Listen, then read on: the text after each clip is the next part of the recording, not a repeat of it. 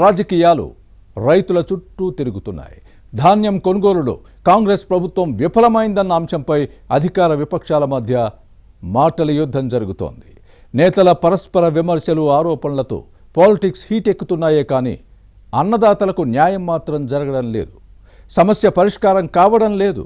ఓదార్పు మాటలు, ఊరడింపు చర్యలతో తమకు చేకూరే ప్రయోజనం ఏమీ లేదన్న మాట రైతుల నోటి వెంట వస్తోంది.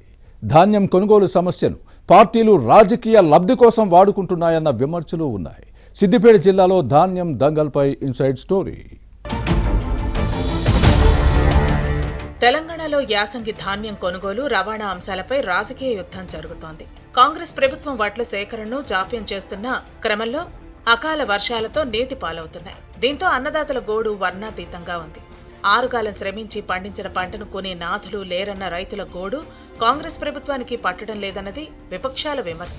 సర్కారు తీరుతో అన్నదాతలు నష్టపోతున్నారన్న ప్రతిపక్షాలకు కాంగ్రెస్ ఇస్తున్న కౌంటర్ పెద్దగా ప్రజల్లోకి వెళ్లటం లేదు. సిద్దిపేట జిల్లాలో ఇది కాస్త ఎక్కువగానే ఉంది. ధాన్యం కొనుగోలులో జరుగుతున్న జాప్యంపై అన్నదాతలు ఆగమాగమవుతున్నారు. ఆందోళనలు, నిరసనలు, ధర్నాలు, రాస్తారోకోలు నిత్యకృత్యం అయ్యాయి. మిల్లర్ల సహాయ నిరాకరణ, అధికారుల నిర్లక్ష్యం, ప్రభుత్వ నిస్సహాయత వెరసి వడ్లు, పొద్దుతిరుగుడు, మక్కల కొనుగోలులో ఆలస్యం రైతులను అసహనానికి, ఆగ్రహానికి గురిచేస్తోంది. ఇప్పటికే కొనుగోలు పూర్తి కావాల్సి ఉంది. కానీ 50% ఇంకా కల్లాలు, మార్కెట్ యార్డులు, ఐకేపీ కేంద్రాల్లోనే ఉంది. రైతుల అమ్మిన ధాన్యాన్ని మిల్లులకు తరలించడంలోనూ జాప్యం జరుగుతోంది. ప్రతిపక్షాలకు ఇది ఆయుధంగా మారింది. బీఆర్ఎస్, బీజేపీ నేతలు ధాన్యం కొనుగోలు అంశాన్ని రాజకీయ ప్రయోజనాలకు వాడుకుంటున్నారు. మాజీ మంత్రి హరీష్ రావు మార్కెట్ యార్డులు, ఐకేపీ కేంద్రాలకు వెళ్లి రైతులను కలుస్తున్నారు. కొనుగోలులో జరుగుతున్న జాప్యంపై నిలదీస్తున్నారు.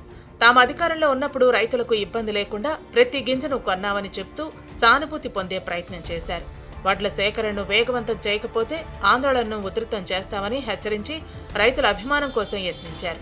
ఇక అవకాశం వస్తే ప్రభుత్వంపై ఆరోపణలు చేయటం రాజకీయాల్లో సహజం. వడ్ల కొనుగోలులో కాంగ్రెస్ ప్రభుత్వం మిషన్ మోడ్ కంటే కమిషన్ మోడ్ ఉందంటూ ప్రజల దృష్టిని ఆకర్షించే ప్రయత్నం చేశారు.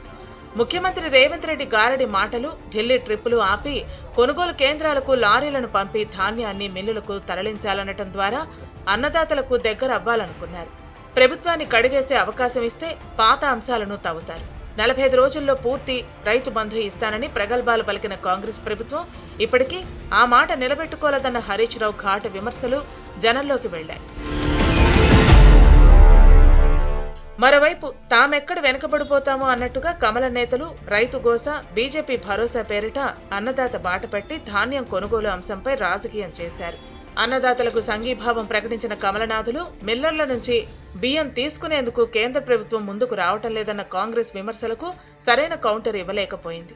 పంటల దిగుబడిపై రాష్ట్ర ప్రభుత్వానికి సరైన ప్రణాళిక లేదని విమర్శించి రైతు నుంచి నేరుగా సర్కారే ధాన్యం కొనుగోలు చేసి వారికి గిట్టుబాటు ధర కల్పించాలని డిమాండ్ చేసి బీజేపీ నేతలు చేతులు దులుపుకోవటం విమర్శలకు తావిచ్చింది. ఇక బీజేపీ, బీఆర్ఎస్ నేతలు ధాన్యం కొనుగోలు అంశంపై రైతులను మభ్యపెడుతున్నాయన్నది కాంగ్రెస్ నేతల మాట. మిల్లర్ల నుంచి కేంద్రం బియ్యం సేకరిస్తే వడ్ల కొనుగోలు సమస్య వచ్చేది కాదు కదా అన్న హస్తం పార్టీ నేతల ప్రశ్నకు కమలనాథుల నుంచి సమాధానం లేదు. బీఆర్ఎస్, బీజేపీ నేతలు రైతులను అడ్డం పెట్టుకుని రాజకీయం చేస్తున్నాయన్నది కాంగ్రెస్ విమర్శ. బీజేపీ నేతలు బస్సు యాత్ర కాదు, ఢిల్లీ యాత్ర చేయాలని, ఇక హరీష్ రావు కల్లాల దగ్గర షో చేయటం మానుకుంటే మంచిదని కాంగ్రెస్ నేతలు చురకలు అంటించారు. బీఆర్ఎస్ పాలనలో ధాన్యం కొనుగోలులో ఎంత జాప్యం జరిగిందో ప్రజలందరికీ తెలుసన్నది కాంగ్రెస్ నేతల మాట. సిద్దిపేట జిల్లాలో పార్టీలు ఆడుతున్న రాజకీయ క్రీడలో రైతులు పావులుగా మారుతున్నారు. నేతల కొట్లాటతో తమకు ఒరిగిందేమీ లేదంటూ నిట్టూరుస్తున్నారు.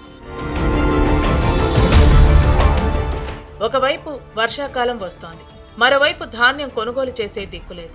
ఖరీఫ్ సాగుకు విత్తనాలు, ఎరువులు, పురుగు మందుల కొనుగోలుకు చేతిలో చిల్లి గవ్వలేక అల్లాడుతున్న అన్నదాతలకు రాజకీయ నేతల మాటలు ఊరడింపునివ్వు. ప్రభుత్వం వడ్లు కొంటేనే సమస్యకు పరిష్కారం. ధాన్యం దంగల్లో ఏం జరుగుతుందో చూడాలి.